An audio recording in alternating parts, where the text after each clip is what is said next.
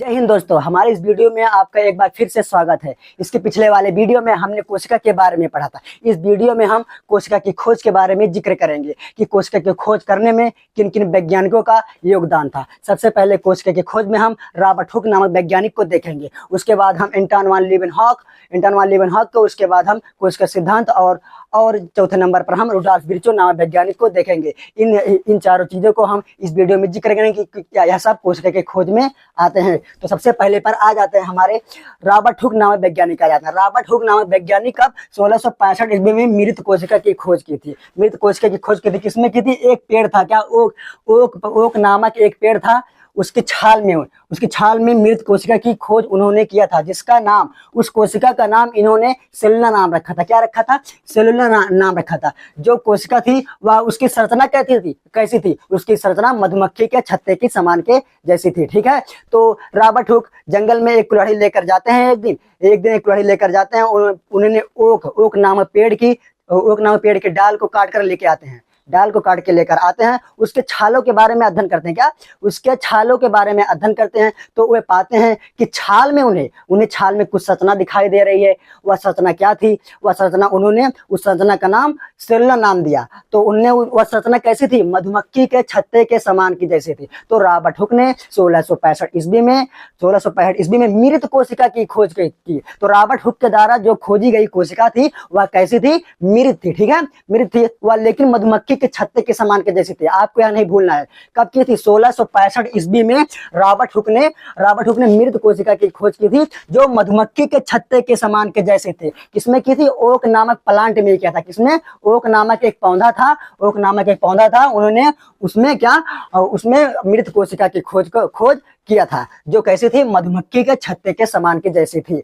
तो दूसरे नंबर पर आ जाते हैं हमारे एंटन वान लीeuwenhoek। क्या? दूसरे नंबर पर रॉबर्ट हुक के बाद दूसरे वैज्ञानिक या दूसरे साइंटिस्ट आ जाते हैं हमारे, जो एंटन वान लीeuwenhoek थे। एंटन वान लीeuwenhoek ने कब? एंटन वान लीeuwenhoek ने 1674 में, कब? 1674 ईस्वी में एक जीवित कोशिका की खोज की। रॉबर्ट हुक ने कैसी कोशिका की खोज की थी? मृत कोशिका की खोज की थी। लेकिन एंटन वान लीeuwenhoek जो थे वह जीवित कोशिका की खोज की थी। जीवित कोशिका की खोज उन्होंने वर्षा के जल में किया था। किसमें? बारिश हो रही थी। क्या? एक दिन जब बारिश हो रहे थे तो उन्होंने पाया कि वर्षा के जल में जब एक दिन बारिश हो रही थी, वर्षा के जल में यानी बारिश के पानी में उन्होंने पाया कि उन्हें कुछ गतिमान चीजें उस जल में दिखाई दे रही हैं। कुछ जीव दिखाई दे रहे हैं जो गति कर रहे हैं। कुछ जीव दिखाई दे रहे हैं। उन्होंने उस जीव को पाया। उस जीव का नाम जीवाणु रखा। बैक्टीरिया। क्या?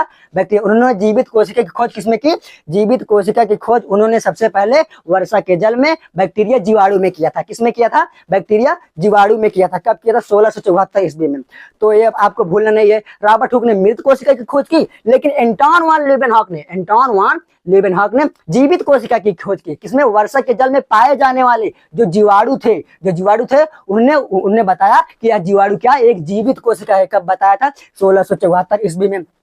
जीवाणु के अलावा उन्होंने चार और जीवों में उन्होंने बताया कि 4 और सजीवों में उन्होंने जीवित कोशिका को बताया। नंबर 1, जैसे दूसरे नंबर पर स्पर्म आ जाता है। क्या? स्पर्म में भी, जिसे शुक्राणु, हिंदी में जिसे शुक्राणु बोलते हैं, उन्होंने उसमें बताया कि यह भी एक जीवित कोशिका है। और तीसरे नंबर पर आ जाता है कवक। आप लोगों ने कवक के बारे में जानते ही होंगे। जो आपने देखा होगा, अगर आप रोटी को या ब्रेड को 2 दिन तक रख दें तो उसमें जो फफूंदी लग जाती है उसे हम कवक बोलते हैं, जिससे इंग्लिश में उसे फंगस कहा जाता है। क्या कहा जाता है दोस्तों? उसे इंग्लिश में फंगस कहा जाता है। चौथे नंबर पर आ जाता है। चौथे नंबर पर एंटन वान लीeuwenhoek ने बताया कि आरबीसी भी, क्या? आरबीसी में उन्होंने पाया कि यह एक जीवित कोशिका है। क्या? आरबीसी भी एक जीवित कोशिका है, जिससे आरबीसी का फुल फॉर्म होता है रेड ब्लड सेल। क्या? आरबीसी को हम इंग्लिश में रेड ब्लड सेल कहते हैं और हिंदी में लाल रुधिर कणिका के नाम से इसे जाना जाता है। और जो फिर उसके बाद 5वें नंबर पर इन्होंने बताया कि प्रोटोजोआ में भी इन्होंने जीवित कोशिका को देखा। तो एंटन वान लीeuwenhoek ने 1674 ईस्वी में जीवित कोशिकाओं की खोज की। किनमें की? आपको भूलना नहीं है। जीवाणु में किया, जिसे इंग्लिश में बैक्टीरिया बोलते हैं। और दूसरे नंबर पर शुक्राणु आ जाता है, जो एक नर जनन तंत्र का क्या होता है? एक युग्मक होता है, जो किसमें काम आता है? रिप्रोडक्शन में काम आता है। ठीक है, वही तीसरे नंबर पर उन्होंने कवक में जीवित कोशिकाओं को पाया, जिसे इंग्लिश में फंगस कहते हैं। चौथे नंबर पर रेड आरबीसी में पाया, और 5वें नंबर पर प्रोटोजोआ में पाया। तो एंटन वान लीeuwenhoek को हमने देखा, और एंटन वान लीeuwenhoek को देखा, रॉबर्ट हुक को देखा। तो रॉबर्ट हुक ने मृत कोशिका और एंटन वान लीeuwenhoek ने जीवित कोशिकाओं की खोज की। तो दूसरे नंबर पर हमने जीवित कोशिका की खोज कर ली है। तीसरे नंबर पर आ जाते हैं, तीसरे नंबर पर हमारा आ जाता है कोशिका सिद्धांत। क्या? तीसरे नंबर पर हमारा कोशिका सिद्धांत आ जाता है, जिसे इंग्लिश में हम सेल थ्योरी के नाम से जानते हैं। सेल थ्योरी को कब दिया गया था? सेल थ्योरी को 1838 और 1839 में दिया गया था दोस्तों, ठीक है। यह 2 वैज्ञानिकों के द्वारा दिया गया। सेल थ्योरी को 2 वैज्ञानिकों के द्वारा प्रतिपादित किया गया था। जो क्या नाम था उन वैज्ञानिकों का? एक थे स्लाइडन क्या थे? स्लाइडन पेड़ पौधे के बारे में अध्ययन करने वाले वैज्ञानिक थे, जिसे वनस्पति विज्ञान कहते हैं। तो स्लाइडन पेड़ पौधों के बारे में अध्ययन करते थे। दूसरे नंबर वाले वैज्ञानिक हमारे स्वान थे, जो जंतुओं के बारे में अध्ययन करते थे। तो दोनों लोग का विचार था, दोनों लोग का कथन था क्या?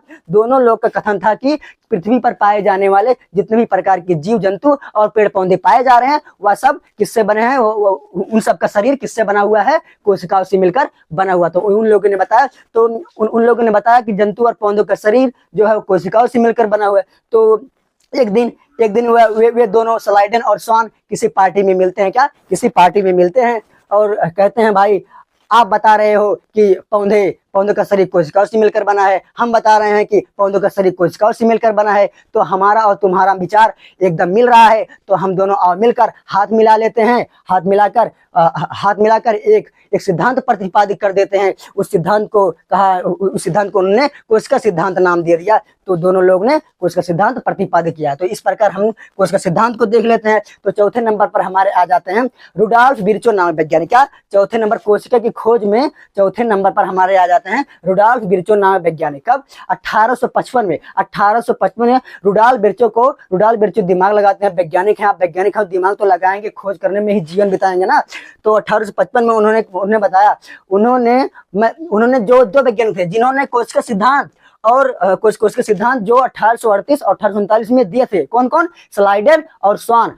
और स्वान से पूछे, अरे भाई बताओ, तुम लोग बता रहे हो कि पृथ्वी पर पाए जाने वाले जितने भी जीव जंतु और पेड़ पौधे हैं उनका शरीर कोशिकाओं से बना है, हम मानते हैं कि उनका शरीर कोशिकाओं से बना है, लेकिन पृथ्वी पर पाए जाने वाले बहुत सारे जीव बहुकोशिकीय होते हैं। क्या होते हैं? बहुत सारे जीव बहुकोशिकीय होते हैं। तो फिर जो बहुकोशिकीय हैं तो उनका शरीर, तो जब बहुकोशिकीय हैं तो वे कैसे, ये कोशिकाएं कहाँ से आ रही हैं? ये कोशिकाएं कहाँ से आ रही हैं? जब जीव बहुकोशिकीय है तो लेकिन उन्होंने बताया जंतु पर पृथ्वी पर पाए जाने वाले जो पेड़ पौधे जंतु हैं उनका शरीर कोशिकाओं से तो बना है, लेकिन वो कोशिकाएं कहाँ से आ रही हैं? तो ये दोनों वैज्ञानिक, कौन? स्लाइडन और स्वान, नहीं बता पाए कि शरीर तो कोशिका से बना है, लेकिन वो कोशिकाएं कहाँ से आ रही हैं। तो रुडॉल्फ विर्चो नामक वैज्ञानिक ने 1855 ईस्वी में बताया। क्या बताया? 1855 ईस्वी में बताया कि जंतु और पौधों का शरीर जंतु और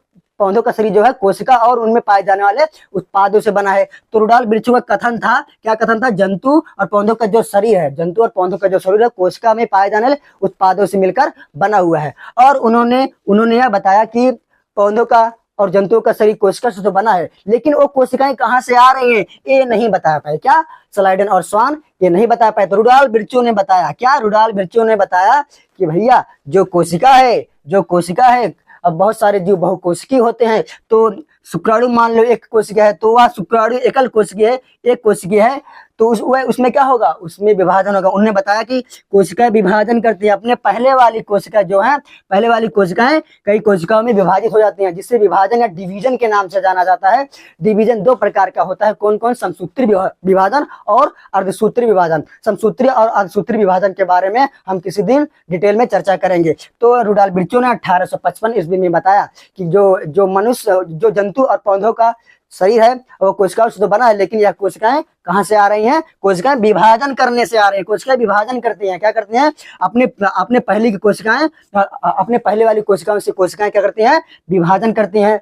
जो विभाजन करते करते ढेर सारी कोशिकाओं में, क्योंकि हम हमारा उदाहरण ही ले लीजिए, हम मनुष्य क्या है? बहुकोशिकीय जीव हैं। हमारे अंदर बहुत सारे बहुत सारी कोशिकाएं पाई जा रही हैं, बिलियनों में कोशिकाएं पाई जा रही हैं। तो बताइए किसी जीव की शुरुआत एक कोशिका से होती है। जब एक कोशिका से होती है तो वह एक कोशिका ढेर सारी बिलियनों कोशिका में कैसे बदल गई, ढेर सारी कोशिका बिलियनों कोशिका में कैसे बदल गई। तो यही जो जवाब था स्लाइडेन और स्वान नहीं बता पा रहे थे कि जो जंतु हैं, जो पौधे हैं, उनका शरीर कोशिका से तो बना है, लेकिन वह कोशिकाएं कहां से आ रही हैं, बिलियनों कोशिका मनुष्य शरीर में या बहुकोशिकीय जीवों में कहां से आ रही हैं। तो रुडोल्फ विर्चो ने 1855 में यही बताया कि कोशिकाएं क्या करती हैं, कोशिकाएं पहले वाली कोशिका से विभाजन करती हैं।